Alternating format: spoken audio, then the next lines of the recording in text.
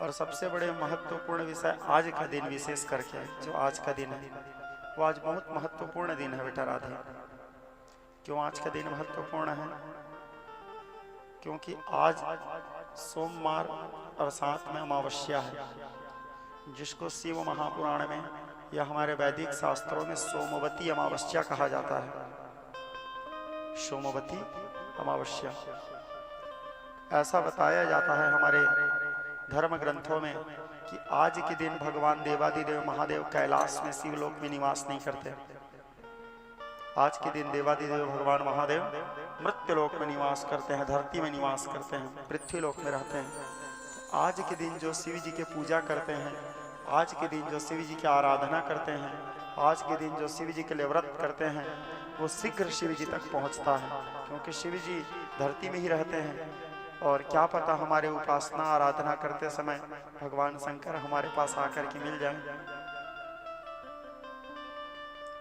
तो आज का जो दिन है, जो शिव भक्त हैं, शिवरात्रि के दिन यदि वो किसी कारणवश पूजा नहीं कर पाए होंगे, क्योंकि हमारे जीवन में कई प्रकार के ऐसे समय भी आ जाता है कि समय के चलते, व्यस्तता के चलते या शारीरिक अपवित्रता के चलते, शौच अशौच के कारण, जैसे आपके घर में कोई खत्म हो गए हैं तो मरण शौच जिसको बोला जाता है, या किसी बच्चे का जन्म हो गया है जिसको जन्म शौच कहा जाता है।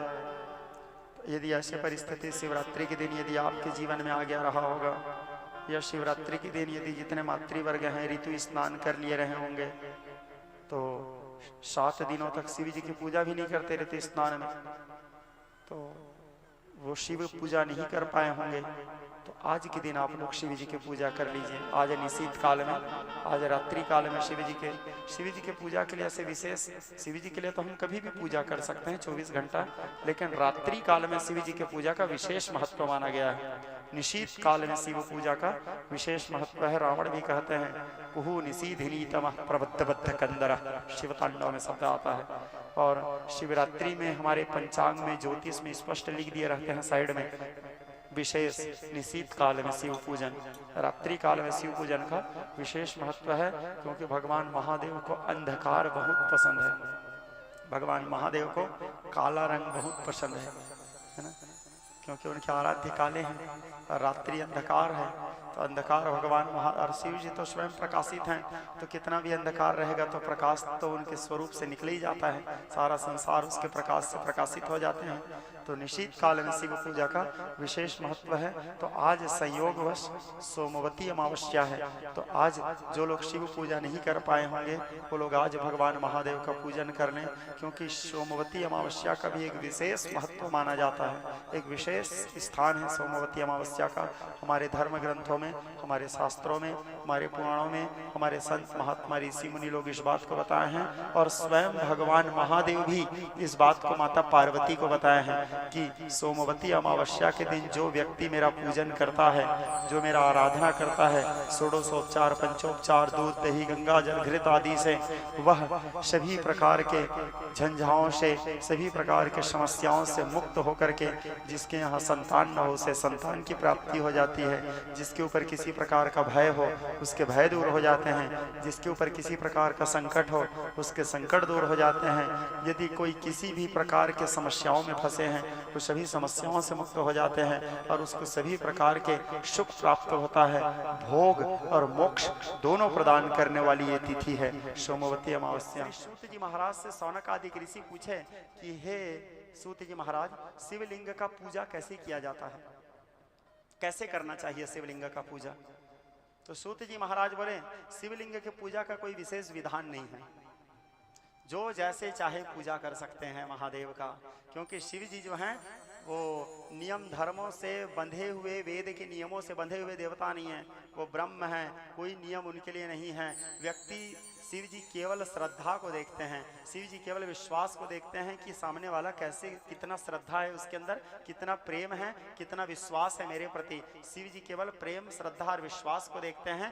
पूजा कैसे कर रहे हैं, मंत्र कैसे पढ़ रहे हैं, पूजा में क्या सामान है क्या नहीं है, ये सब चीज को शिव जी नहीं देखते, केवल प्रेम के भूखे हैं शिव जी। हाँ, लेकिन वेदों में उनके पूजा के लिए उनके जो शिव जी के भक्त लोग हुए वो बताए कि ऐसे पूजा शिव जी को करना चाहिए। तो कैसे करना चाहिए, तो फिर बताए कि सबसे पहले जब हम शिवलिंग का पूजा करें तो सबसे पहले उनका ध्यान करें। ध्यान करने के बाद फिर उनका आवाहन करें।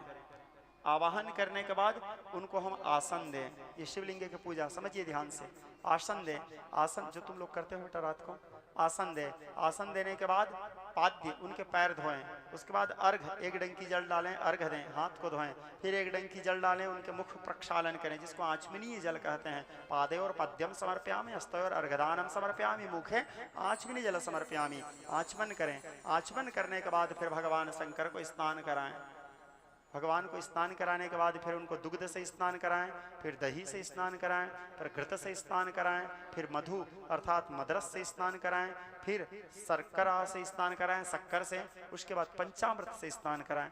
पंचामृत से स्नान कराने के बाद गंध से स्नान कराएं। गंध से स्नान करवाने के बाद यदि गंगा जल, नर्मदा जल, क्षिप्रा आदि पुण्यमयी तीर्थों का जल है आपके पास तो पुण्यमयी तीर्थों के जल से भगवान महादेव को स्नान करवाएं। स्नान करवाने के बाद शिव जी को विविध फलों के रस से अभिषेक करें, वनस्पतियों के रसों से अभिषेक करें, फिर महाअभिषेक करें। शिव जी का महाअभिषेक में रुद्री पाठ करते हुए अभिषेक करें। रुद्राष्टाध्यायी, रुद्राष्टाध्यायी बहुत कठिन है, यदि वो आप नहीं कर पा रहे हैं तो शिव जी के कोई भी पुण्य स्तुतियों से शिव जी का अभिषेक करें। वो भी नहीं कर पा रहे हैं तो नमः शिवाय, नमः शिवाय, नमः शिवाय कहते हुए शिव जी का अभिषेक करें। अभिषेक के बाद पुनः शिव जी को पाद्य प्रदान करें, अर्घ प्रदान करें, आचमन करें। फिर आचमन करने के बाद शिव जी को वस्त्र पहनाएं। श्वेत वस्त्र शिव जी को पहनाना चाहिए, क्योंकि शिव जी के वस्त्र जो है हमारे शिव पुराण में श्वेत वस्त्र कहा गया है। शिव जी कौन से रंग के वस्त्र पहनते हैं, तो श्वेत वस्त्र। मैया कौन से रंग के वस्त्र पहनती है, रक्त वस्त्र। शिव जी जब गुरु भाव में रहते हैं, पूर्ण निर्गुण निर्विशेष निराकार पूर्ण वैराग्य स्वरूप, तब कृष्ण वस्त्र धारण करते हैं। लेकिन प्रत्येक जो सामान्य मनुष्य हैं उनको शिव पूजन में कृष्ण वस्त्र से, श्वेत वस्त्र से ही शिव जी का पूजन करना चाहिए। श्वेत, हाँ, कोई तंत्र भाव में पूजन कर रहे हैं, जो एकदम गुरु भाव में वैरागी शिव का उपासना कर रहे हैं, वो कृष्ण वस्त्र से शिव जी का पूजन करें। वस्त्र पहनाएं। वस्त्र के बाद शिव जी को यज्ञोपवीत यानी ब्रह्मसूत्र यानी जनेऊ पहनाएं। फिर उपवस्त्र पहनाएं शिव जी को। उपवस्त्र यानी छोटा सा कोई भी एक ठो कपड़ा, गामछा, उसको अर्पित करें। अर्पित करने के बाद फिर शिव जी को आचमन करें। आचमन करने के बाद अक्षत, खड़ा चावल चढ़ाएं, फिर पीला सरसों चढ़ाएं। उसके बाद बिल्व पत्र चढ़ाएं।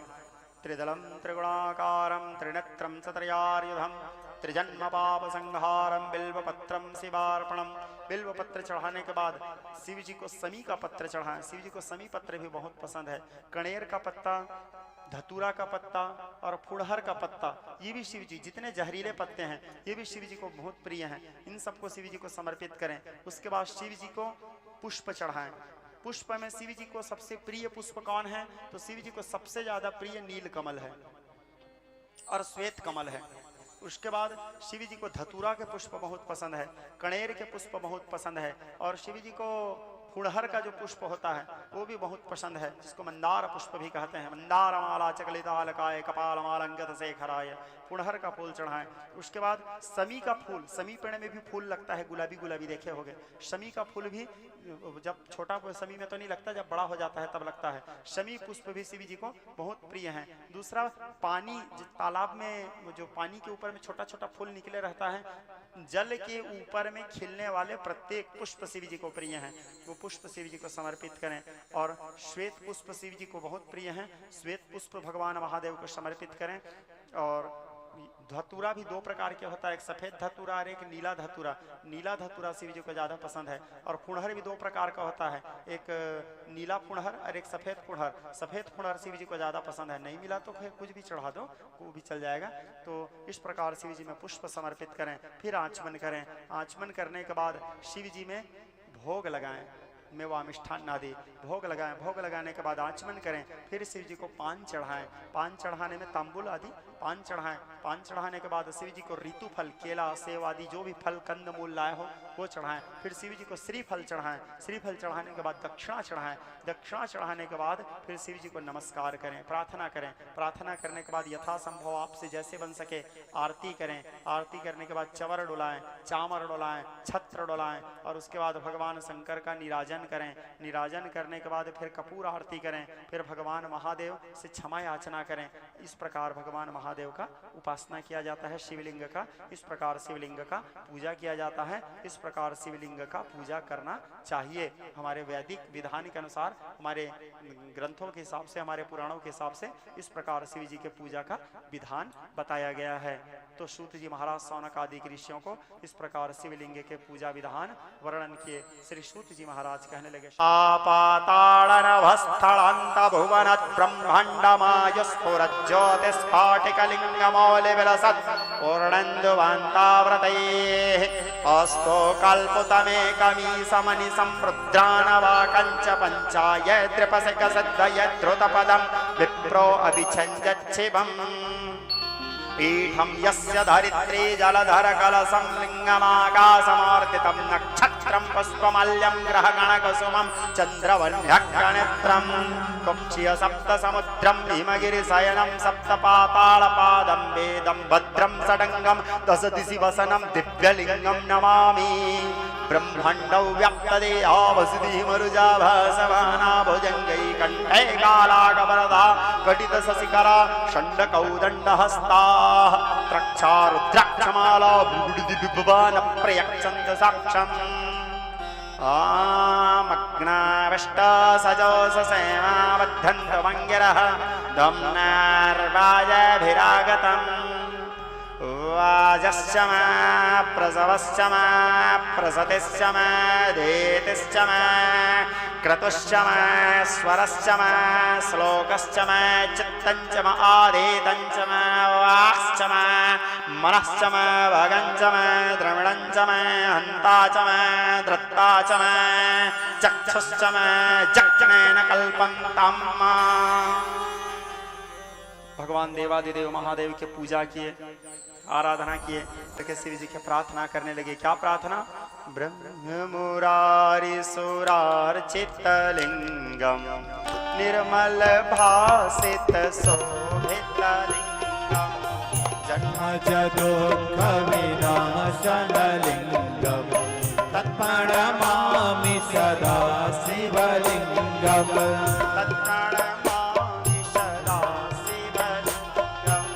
तत्प्रणमामि सदा शिवलिंगम। देवमुनि प्रवरार्चितलिंगम कामदाहं करुणाकरलिंगम देवमुनि प्रवरार्चितलिंगम कामदाहं करुणाकरलिंगम रावणदर्प विनाशकलिंगम तत्प्रणमामि सदा शिवलिंगम प्रणमामि सदा शिवलिंगम। कुङ्कुमचन्दनलेपितलिंगम पंकजहार सुशोभितलिंगम कुङ्कुमचन्दनलेपितलिंगम पंकजहार सुशोभितलिंगम संचित पाप विनाशकलिंगम तत्प्रणमामि सदा शिवलिंगम प्रणमामि सदा शिवलिंगम।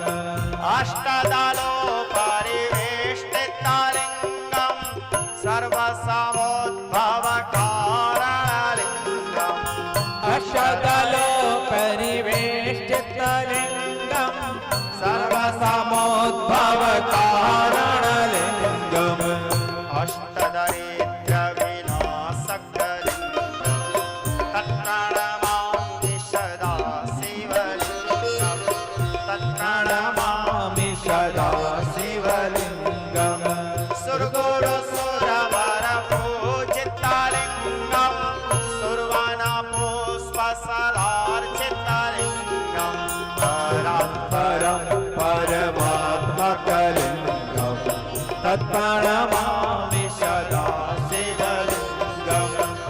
तत्प्रणमामि सदा शिवलिङ्गम्